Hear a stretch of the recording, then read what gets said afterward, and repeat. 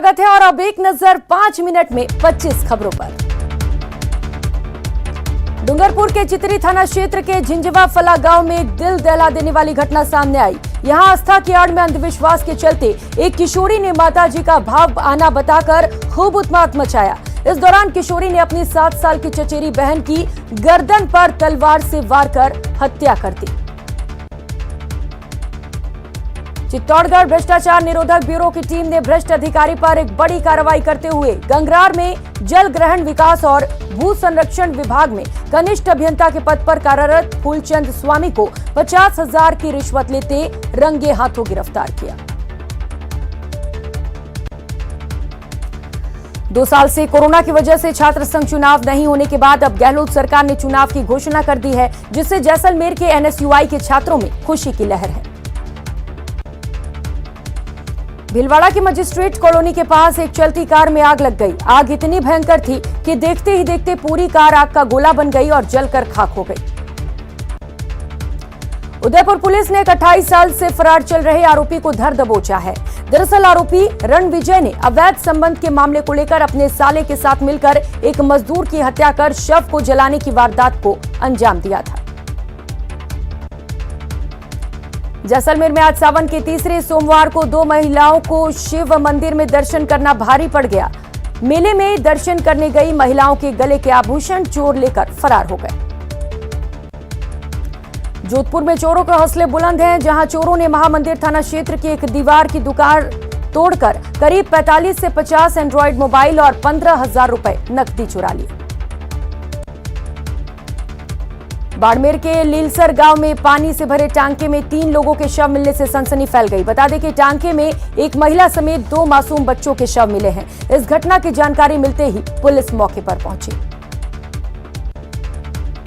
झालावाड़ शहर में एक भवन निर्माण ठेकेदार की अचानक से संदिग्ध मौत हो जाने के बाद उसके परिजनों ने मकान मालिक पर परेशान करने का आरोप लगाते हुए आज काफी देर तक मृतक के शव का पोस्टमार्टम नहीं करवाया और प्रशासन से मुआवजे की मांग की। नागौर के डीडवाना में गश्त कर रही पुलिस की जीप को एक हाई स्पीड कार ने जबरदस्त टक्कर मार दी। हादसे में दोनों पुलिसकर्मी घायल हो गए। पाली के जैतारण उपखंड के गरनिया गांव के पास एक बेकाबू ट्रक ने स्कूली टेम्पो को चपेट में ले लिया, जिससे टेम्पो में सवार 7 से ज्यादा बच्चे घायल हो गए, जिन्हें इलाज के लिए जैतारण के अस्पताल में भर्ती कराया गया। कोटा शहर में गड्ढों के चलते एक ऑटो पलट गया और चालक की दर्दनाक मौत हो गई। परिजनों ने UIT और प्रशासन पर आरोप लगाते हुए मोर्चरी के बाहर हंगामा खड़ा कर दिया और नारेबाजी कर आक्रोश जताया। परिजनों ने मुआवजा नहीं दिलवाने तक शव उठाने से इंकार कर दिया। श्रीगंगानगर के इंदिरा वाटिका में बने वोटिंग पॉन्ड में 2 बच्चों की डूबने से मौत हो गई। पिछले 2 दिनों से पानी में डूबने से 7 बच्चों की मौत के बाद स्थानीय वासी काफी गमजदा है। धौलपुर शहर के कोतवाली थाना क्षेत्र के मोरौली क्षेत्र में अवैध चंबल, रेता, बजरी तथा वांछित अपराधियों के विरुद्ध धौलपुर पुलिस ने संयुक्त अभियान चलाया। अभियान के दौरान 2 ट्रैक्टर में ट्रॉली अवैध चंबल, रेता भरे पकड़ा गया। वहीं पुलिस ने 2 मामले में 10 साल से फरार चल रहे 4 स्थायी वारंटियों को गिरफ्तार किया। झुंझुनू की सूरजगढ़ पुलिस की बड़ी लापरवाही सामने आई। यहां घर से गायब हुए एक बच्चे को 3 दिन तक पुलिस बिना बाल कल्याण समिति के आदेशों के ही परिजनों को सौंपा रखा गया, जो नियमों के खिलाफ है। जनता जल योजना के कार्मिकों का जलदाय विभाग द्वारा अधिग्रहण कराने से नाराज कार्मिकों ने कलेक्ट्रेट पर प्रदर्शन किया। कलेक्टर पर प्रदर्शन कर जिला कलेक्टर से अधिग्रहण कराने की मांग की। इस दौरान बड़ी संख्या में जनता जल योजना के कार्मिक मौजूद रहे। लगातार हो रही बारिश, बारां जिले में कई जगह अमृत तो कई जगह आफत बनकर बरस रही है। लगातार हुई बारिश के चलते खेतों में पानी भर गया। बारां जिले के अंता तहसील के सिंधुपुरी में बड़गांव सड़क के पास लगभग 200 बीघा से अधिक की सोयाबीन के खेतों में पानी भरा है। अजमेर में इस बार मानसून की अच्छी बारिश ने जहां किसानों के चेहरों पर मुस्कान ला दी, तो वहीं प्रशासनिक उपेक्षा के चलते शहर की बदहाल हो चुकी सड़कों पर आम नागरिकों को भारी परेशानी उठानी पड़ रही है। बारिश के चलते शहर की लगभग सभी सड़कों पर गड्ढे बन गए हैं। हनुमानगढ़ जिले में कल हुई बरसात से रावतसर शहर में बाढ़ जैसे हालात पैदा हो गए और दुकानों और घरों में पानी घुस गया, जिस कारण आज रावतसर के अधिकतर बाजार बंद रहे। वहीं बाढ़ जैसे हालात बनने पर विधायक धर्मेंद्र मोची ने आज ट्रैक्टर पर बैठकर रावतसर शहर दौरा किया और एसडीएम कार्यालय पर धरना दिया। भरतपुर के मथुरा गेट थाना क्षेत्र के बसंत विहार कॉलोनी में महिलाएं शराब का ठेका हटाने को लेकर विरोध कर रही हैं। यहां सैकड़ों की तादाद में महिलाएं सड़क को जाम कर बैठी हैं। करीब 3 घंटे तक चिलचिलाती धूप में महिलाओं ने प्रदर्शन किया। भरतपुर के बयाना कस्बे के रुदावल रोड पर 4 साल से अधूरे पड़े रेलवे ओवरब्रिज के निर्माण के लिए बयाना विकास मंच की ओर से हस्ताक्षर अभियान की शुरुआत की गई। अभियान के तहत आज बयाना के अंबेडकर पार्क में मंच के कार्यकर्ताओं और कस्बे के नागरिकों ने नारेबाजी करते हुए हस्ताक्षर अभियान चलाया। बाड़मेर के लाल सांवला राम बिश्नोई को आज बांड गांव में राजकीय सम्मान के साथ अंतिम विदाई दी गई।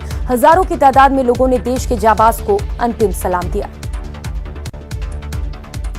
अफ्रीकी देश कांगो में यूएन के शांति मिशन पर शहीद हुए सीकर के लाल शिशुपाल बगड़िया का उनके पैतृक गांव बगड़िया का बास में राजकीय सम्मान के साथ अंतिम संस्कार किया गया।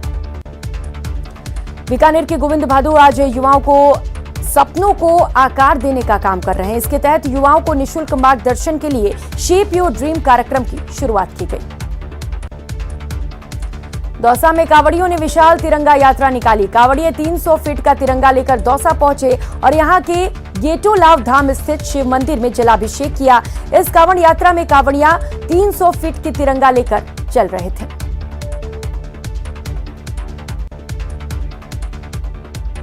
मिशन 2023 को लेकर राजस्थान में कांग्रेस और बीजेपी एक्शन में है। एक तरफ कांग्रेस सेवा दल के भरोसे चुनावी मैदान में उतरने की प्लानिंग कर रही है, वहीं बीजेपी अपने विस्तारकों को मजबूत करने के लिए प्रशिक्षण का आयोजन कर रही है। लक्ष्य एक ही है, मिशन 2023 में सफलता। कांग्रेस ने जहां सेवा दल के पुनर्गठन और नवनिर्माण के लिए सभी जिलों में जिला अध्यक्ष, ब्लॉक अध्यक्ष के अलावा संभाग प्रभारी, जिला प्रभारी और ब्लॉक प्रभारी की नियुक्ति की है, वहीं बीजेपी अपने विस्तारकों के लिए जालौर में प्रशिक्षण शिविर का आयोजन कर रही है, जो 7 से 9 अगस्त तक चलेगी।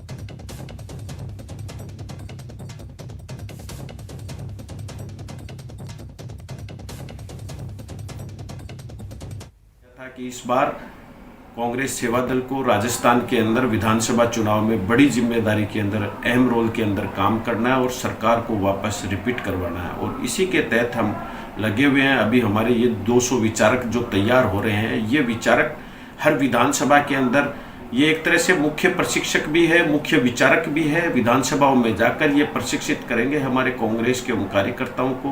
भारतीय जनता पार्टी राजस्थान द्वारा सशक्त मंडल अभियान, सक्रिय बूथ समिति, पन्ना प्रमुख की नियुक्ति, इस अभियान को लेकर के और 2023 का विधानसभा चुनाव, 2024 का लोकसभा चुनाव, इसको लेकर के बहुत महत्वपूर्ण एक विस्तारक योजना हमने प्रारंभ है राजस्थान में की है।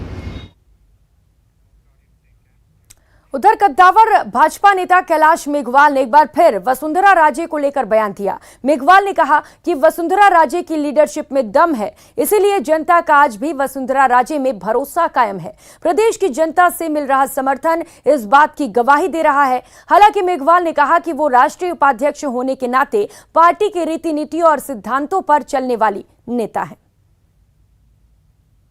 इसीलिए तो चाहता है क्या वसुंधरा जी के बारे में जगह जगह जिस तरह का समर्थन मिल रहा है, उससे उनके नेतृत्व में तो राजस्थान की जनता का विश्वास है और इस विश्वास का लाभ भारतीय जनता पार्टी को ही मिलेगा। वो राष्ट्रीय उपाध्यक्ष है और राष्ट्रीय उपाध्यक्ष के नाते वसुंधरा जी भारतीय जनता पार्टी के प्रति समर्पित है और भारतीय जनता पार्टी के अनुसार ही वो अपना कार्यक्रम बनाएंगी। और अब बात पाकिस्तान से राजस्थान में आई नई मुसीबत की। राजस्थान के गोवंशों पर पाकिस्तान से आई नई बीमारी लंपी का कहर जारी है। अब तक 1200 से ज्यादा गोवंश की जान जा चुकी है, तो करीब 25,000 इस गंभीर बीमारी की चपेट में है। देखिए ये खास रिपोर्ट। लंपी बीमारी का कोहराम।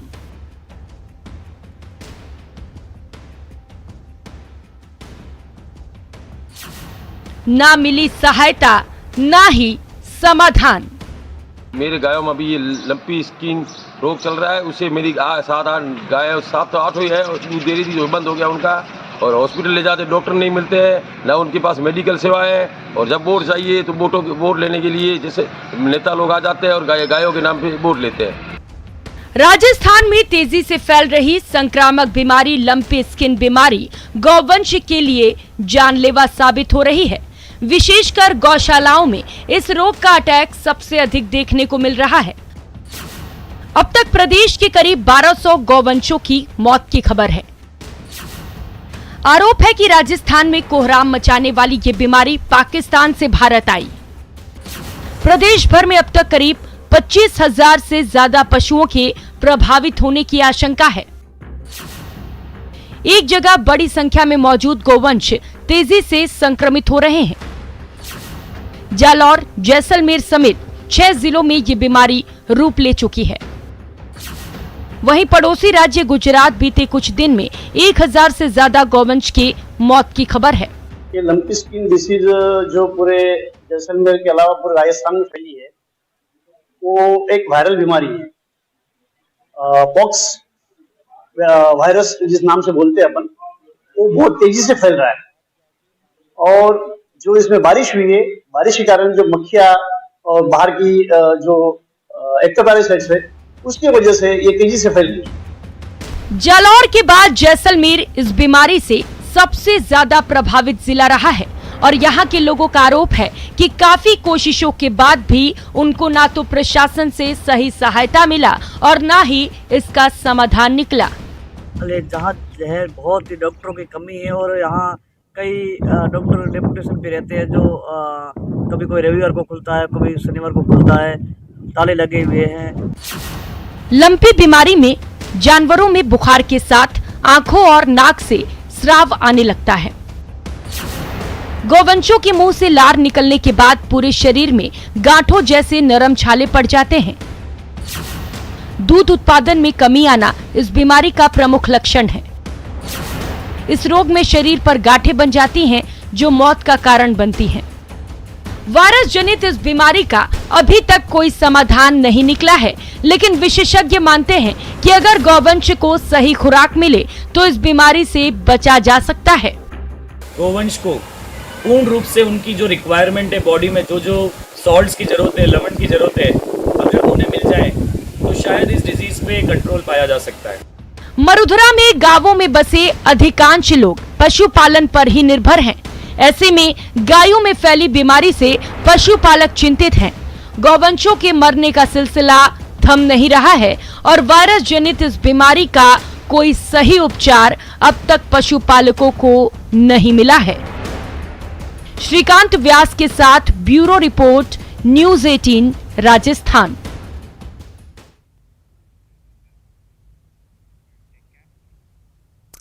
और खबरों में आगे बढ़ेंगे। ओम बिरला की पहल रंग लाई है। सदन चालू होने से पहले बिरला ने सभी दलों के नेताओं की बैठक बुलाई। बिरला की कोशिशों से लोकसभा में पक्ष और विपक्ष में गतिरोध टूट गया।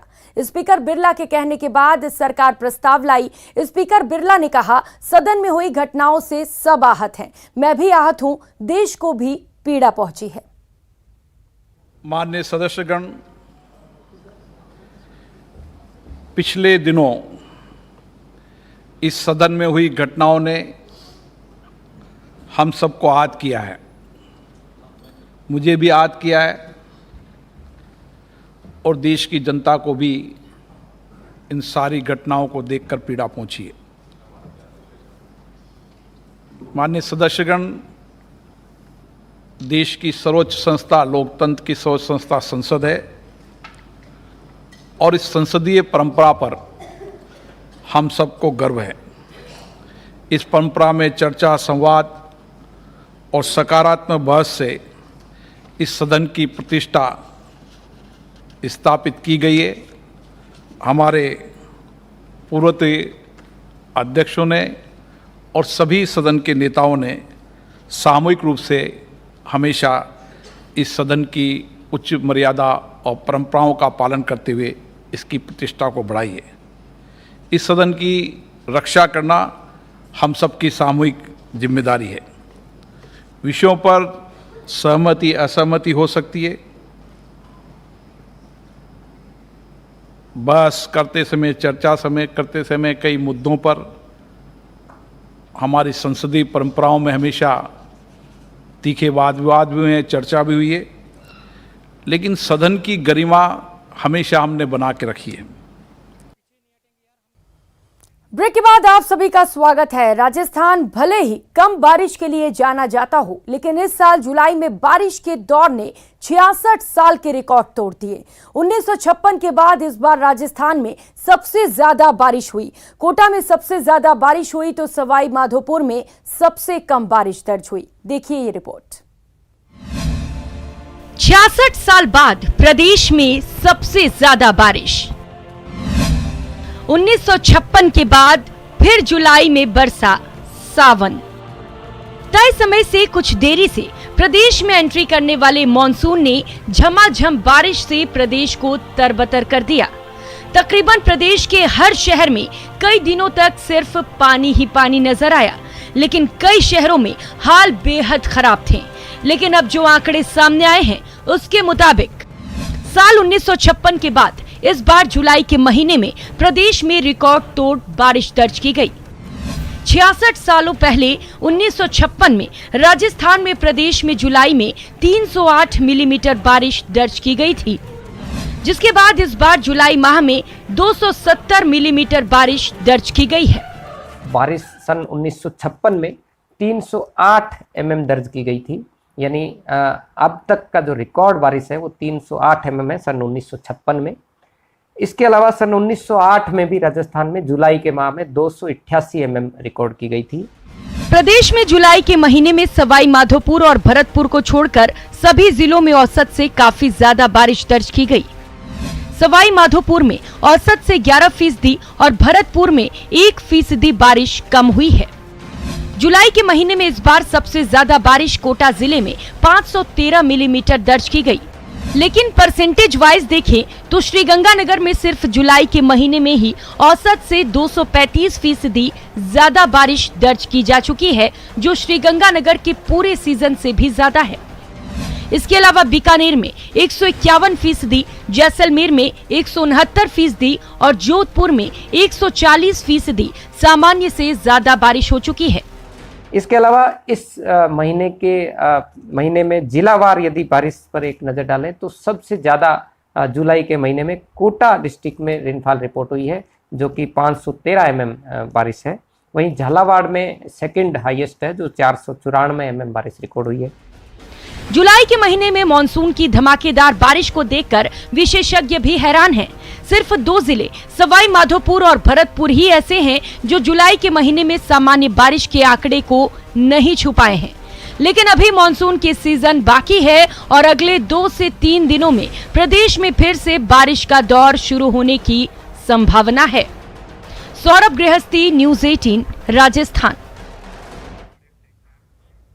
और अब बात करेंगे प्रदेश के शहीदों की शहादत की। पहली तस्वीर सीकर से आपको दिखाएंगे, जहां शहीद हुए शिशुपाल बगड़िया का अंतिम संस्कार किया गया, जिन्हें उनके बेटे ने मुखाग्नि दी। वहीं शिशुपाल बगड़िया शहीद की पत्नी और बेटी ने सरकार और जनप्रतिनिधियों पर सवाल खड़े किए। तो वहीं दूसरी तस्वीर बाड़मेर से है, जहां शहीद सांवलाराम बिश्नोई का पार्थिव शरीर पंचतत्व में विलीन हो गया। हजारों की तादाद में ग्रामीणों ने शहीद के अंतिम दर्शन किए। इससे पहले जोधपुर से लेकर पैतृक गांव बांड तक जगह जगह पार्थिव देह पर पुष्प अर्पित कर थार के लाल को अंतिम विदाई दी गई।